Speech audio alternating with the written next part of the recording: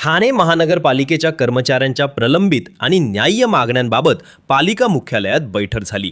आमदार संजय केळकर यांच्या अध्यक्षतेखाली पार पडलेल्या या बैठकीत कर्मचाऱ्यांच्या अनेक वर्षांपासून प्रलंबित असलेल्या प्रश्नांवर सकारात्मक तोडगा काढण्याचे आश्वासन प्रशासनाकडून देण्यात आले आहे.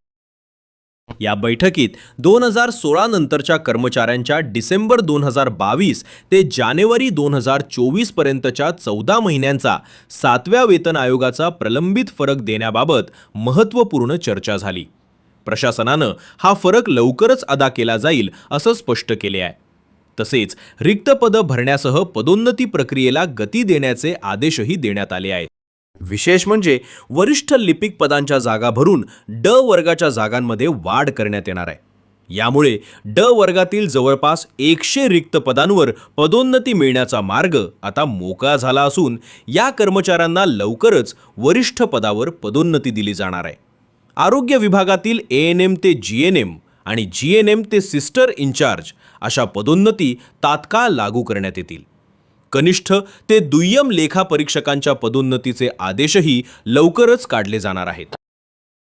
गेल्या अनेक दिवसांपासून चर्चेत असलेल्या 10-20-30 आश्वासित प्रगती योजनेबाबत प्रशासनानं मोठी घोषणा केली आहे. 10 वर्षाच्या सेवेचा लाभ एप्रिल किंवा मे महिन्यात लागू होणार असून उर्वरित 20 आणि 30 वर्षाचे लाभ टप्प्याटप्प्यानं दिले जाणार आहेत. याशिवाय शैक्षणिक वेतनवाढ घेतलेल्या कर्मचाऱ्यांनाही दिलासा मिळाला असून त्यांची वेतनवाढ पूर्ववत करण्यात येणार आहे. राष्ट्रीय नागरी आरोग्य अभियान अंतर्गत काम करणाऱ्या कंत्राटी कर्मचाऱ्यांना कायम करण्याबाबतही या बैठकीत सविस्तर चर्चा झाली.